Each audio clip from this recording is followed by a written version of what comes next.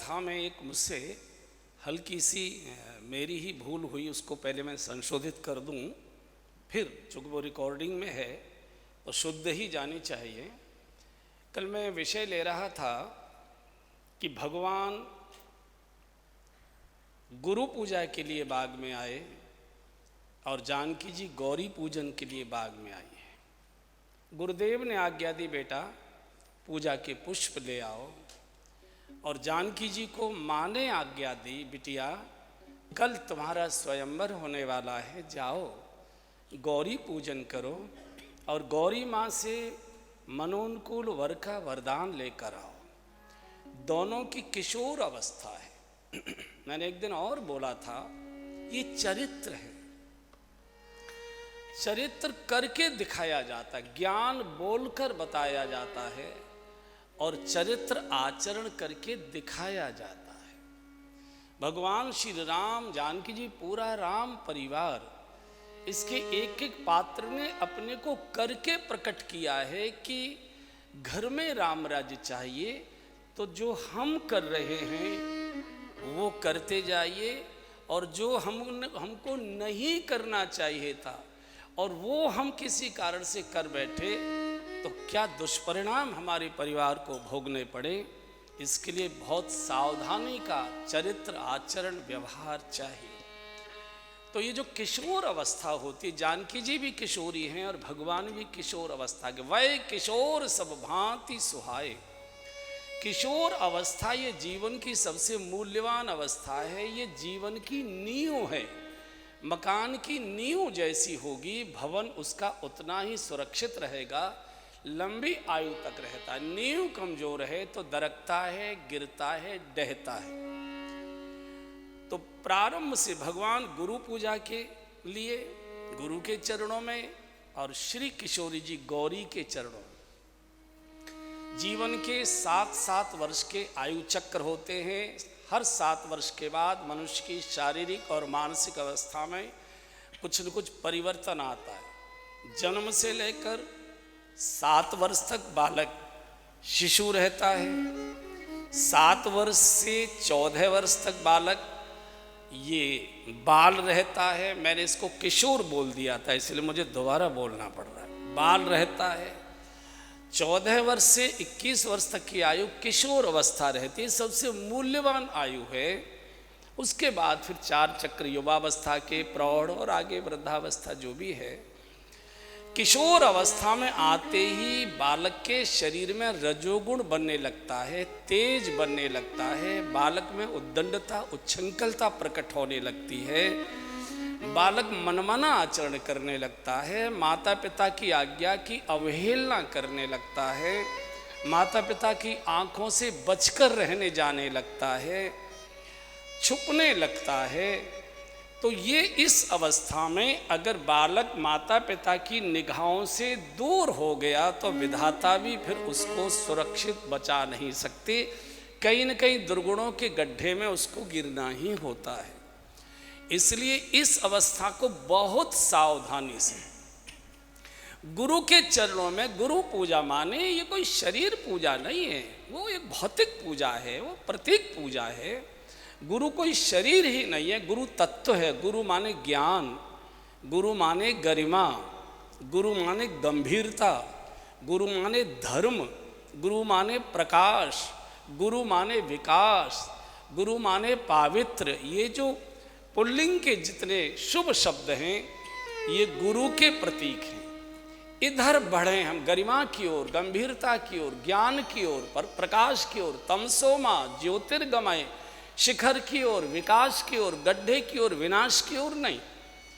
और किशोरी जी गौरी पूजन करने आई हैं। गौरी केवल शंकर जी की पत्नी ही नहीं है, गौरी माने गरिमा, गौरी माने ज्ञान, गौरी माने गंभीरता, गौरी माने ममता, गौरी माने सेवा, गौरी माने समर्पण, गौरी माने दया, गौरी माने करुणा, गौरी माने सहनशीलता, गौरी माने समर्पण। ये जो स्त्रीलिंग के जितने शुभ लक्षण हैं ये गौरी के प्रतीक हैं। माँ का हृदय ममता का चाहिए, ममता से भरी हुई माँ चाहिए, आंसुओं से भरे हुए उसके नेत्र चाहिए, मधुरता से डूबी हुई उसके होठ वाणी चाहिए, कर्मठता से डूबे हुए इसको दोनों हाथ चाहिए, और स्थिरता से टिके हुए उसको दोनों कदम चाहिए। अगर माँ के कदम डगमगाते हैं, महिला के कदम डगमगाते हैं, पूरी परंपरा डगमगाती है, परिवार की सारी रीति नीति डगमगा जाती है, भारत की पावन संस्कृति डगमगा जाती है। इसलिए किशोर अवस्था में बेटियों को बहुत सावधान रखने की आवश्यकता है। ये भारत देश नहीं है, भारत सारे विश्व की माँ है। दुनिया में किसी देश को माँ कहकर संबोधित नहीं किया जाता, केवल भारत को माँ करके। और इसलिए सारे भारत की जो कुछ भी शक्तियाँ हैं, जो कुछ भी सात्विक शक्तियाँ हैं, वो भारत के कारण से ही सुरक्षित हैं। भारत न रहा तो कुछ ही नहीं रहेगा।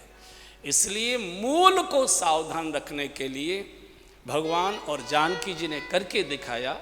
कल मुझसे थोड़ी भूल हुई थी, उसको मैंने संशोधन किया। और अब आइए मूल कथा में प्रवेश करते हैं। कल यहाँ विषय चला था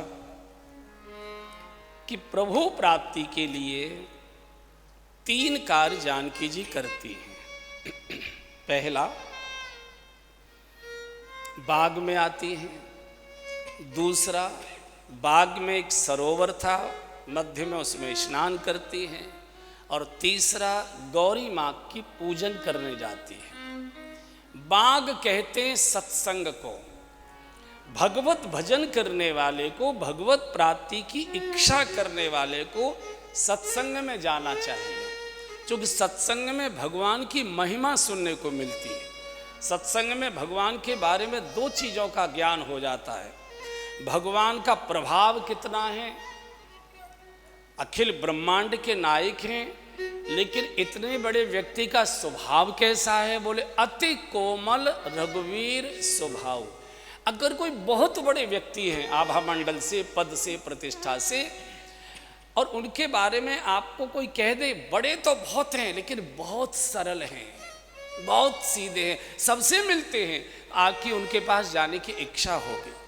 अगर कोई के बड़े तो हैं लेकिन बहुत अहंकारी हैं, अच्छे अच्छे को पास फटकने नहीं देते, तो आप उस गली से भी निकलना पसंद नहीं करेंगे। तो इतना बड़ा मालिक जगत का, और कितना सरल है, अति कोमल रघुवीर स्वभाव, अति कोमल रघुवीर स्वभाव, यद्यपि अखिल लोक करीरा,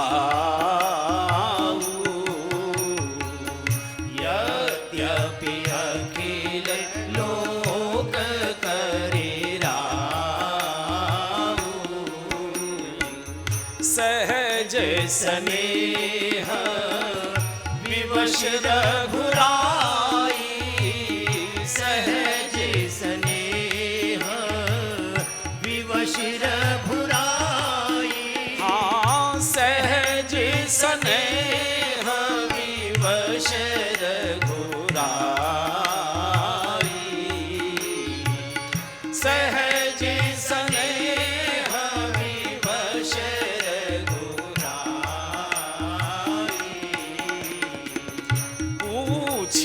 कुशल निकट बैठाई,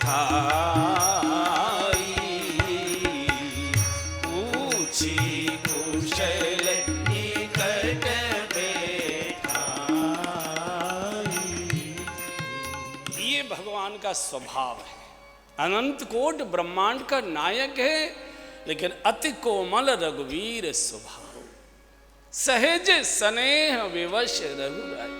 तो सत्संग में भगवान का प्रभाव, अब मीठा स्वभाव बहुत है लेकिन किसी मतलब का ही नहीं है, तो भी मन नहीं करेगा बैठने का। बहुत बड़े पद प्रतिष्ठा वाले हैं, उनके बड़े बड़े लंबे हाथ हैं, लेकिन किसी की सुनते नहीं है, किसी को बैठने नहीं, तो भी बिल्कुल बेकार है। इतना बड़ा व्यक्ति भी इतना सरल है, सबकी इच्छा होती है उसके पास जाने की और उसको अपने यहाँ बुलाने की।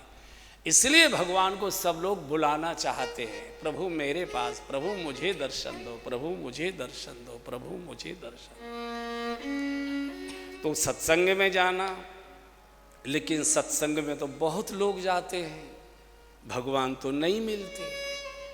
फिर क्या करना? जानकी जी ने सरोवर में स्नान किया है।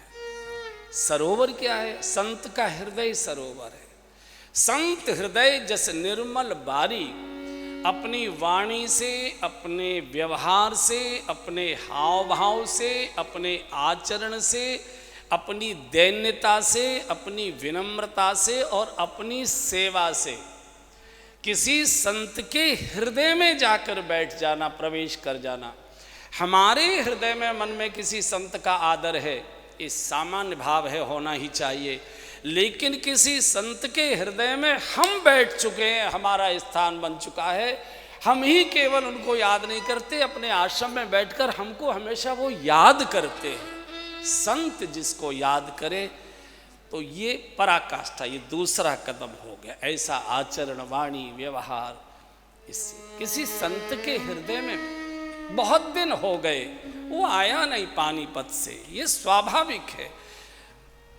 ये बहुत दिन हो गए हम पानीपत से जा नहीं पाए महाराज का दर, ये स्वाभाविक है। लेकिन बहुत दिन हो गए, पता नहीं कहाँ खो गया, क्यों नहीं आया, कैसे होगा, परिवार कैसा, इस चिंता को कोई साधु अपने पूजा के आसन पर बैठकर करता है।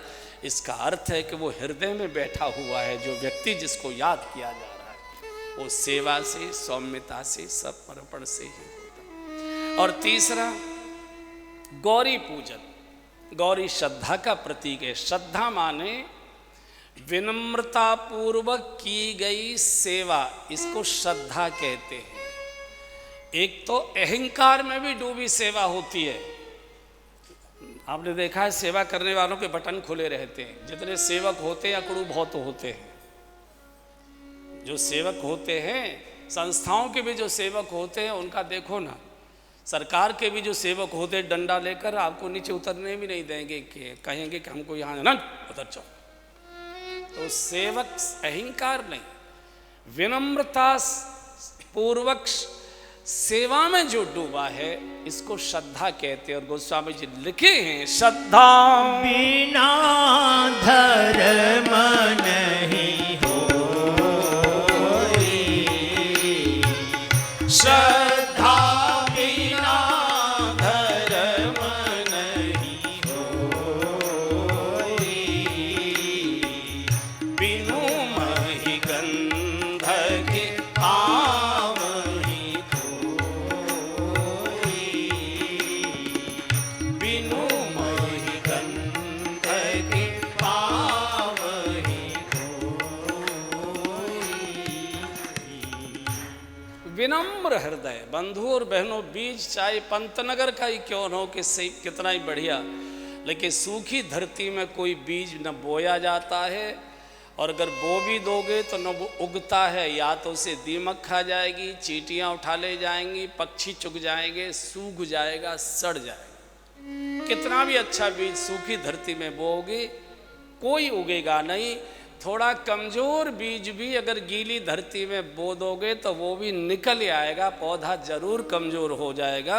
बाद में थोड़ा बहुत खाद दे दो ठीक ठाक, तो वो ठीक हो जाता है। विनम्रता का हृदय चाहिए, तब भगवान का प्राकट्य होता है। सूखे खेत में नहीं होता है, गीली भूमि में होता है, रसीले हृदय में होता है। जानकी जी गौरी पूजन करने गई, यहाँ मोर ने बहुत आनंद किया। वो विषय तो नहीं था, वो पक्षियों के साथ था। बहुत पक्षी कीर्तन करने लगे, तो प्रभु के प्राकट्य से मोर तो नाचने लगा, और नाचते नाचते इसने अपना पंख ही गिरा दिए। लक्ष्मण जी ने तुरंत पंख छोटा सा एक उठाया, छोटे छोटे पंख भी गिरते हैं ना, हमारे यहाँ बहुत मिलते हैं, और प्रभु की यहाँ लगा दिया।